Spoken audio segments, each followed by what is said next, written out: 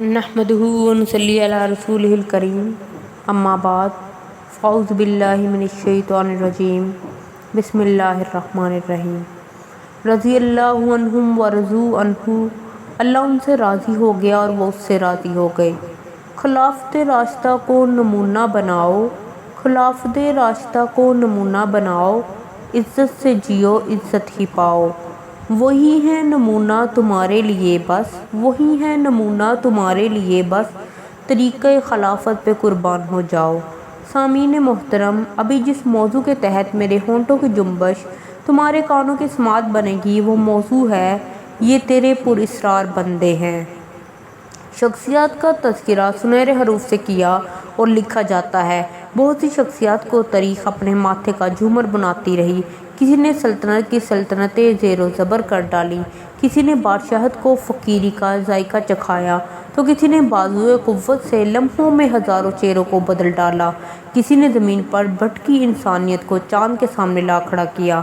لیکن افسوس کی بات تو یہ ہے کہ یہ سب لوگ تاریخ کے ماتھے کا جھومر نہ بن سکے۔ تاریخ کے ماتھے کا جھومر وہی بنے جن کے بارے میں آقا نے کہا کہ میری سنت کو اور ہدایت یافتہ خلفائے راشدین کے طریقے کو اختیار کرو۔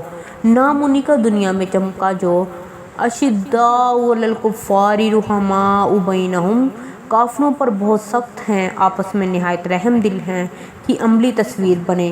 واقعی وہ اللہ کے پراسرار بندے تھے کہ چلتے زمین پر تھے اور ان کے قدموں کی آہٹ جنت میں سنائی دیتی تھی۔ یہ وہ نفوس قدسیہ تھے جنہوں نے دامن محمد صلی اللہ علیہ وآلہ وسلم کو تھام کر کائنات کی ہر باطل قوت کو ٹکرا گئے۔ انہوں نے یونانی تہذیب و تمدن کو چیلنج کیا۔ کیسر و کسریٰ ان کے آگے گھٹنے ٹیکنے پر مجبور ہوئے۔ وہ دجلہ و فرات کے پانیوں کو رونتے ہوئے روم و ایران کے بالا خانوں میں لا الہ الا اللہ کی صدا لگاتے نظر آتے ہیں۔ جب تمہارے قدم اٹھے وادیاں لرز اٹھیں، جب تمہارے قدم اٹھے وادیاں لرز اٹھیں، تمہاری جب نظر اٹھی تو فاصلے سمٹ گئے۔ تو اللہ نے جب ان کے ایمان کو دیکھا تو عالم دنیا میں یہ اعلان کر دیا فَإِنْ آمَنُوا بِمِثْلِ مَا آمَنْتُمْ بِهِ فَقَدِ اهْتَدُوا، پھر اگر وہ اس جیسی چیز پر ایمان لائیں جس پر تم ایمان لائے ہو تو یقیناً وہ ہدایت پا گئے۔ تو ان کے افعال کے بارے میں یوں کہہ دیا ان الذین یبایعونک انما یبایعون اللہ، بے شک وہ لوگ جو تجھ سے بیعت کرتے ہیں وہ در حقیقت اللہ ہی سے بیعت کرتے ہیں۔ حضرات، آسمان نبوت کا ہر ستارہ رحمت کی قندیل بنا جو راتوں کو اٹھ اٹھ کر گشت کرتے ہوئے وہ پتھروں پر سوتے، پانی میں روٹی بھگو کر کھاتے، یہی پراسرار بندے تھے جن کے بارے میں خدا نے کہا اولئک ھم المتقون، یہی بچنے والے ہیں۔ اولئک حزب اللہ، یہ لوگ اللہ کا گروہ ہیں۔ اولئک ھم الفائزون، وہی لوگ کامیاب ہیں۔ تو میں کہتی ہوں یہ پھول نہ ہوتے تو کلیوں کا تبسم بھی نہ ہوتا، یہ پھول نہ ہوتے تو کلیوں کا تبسم بھی نہ ہوتا، یہ گل نہ ہوتے تو بلبل کا ترنم بھی نہ ہوتا۔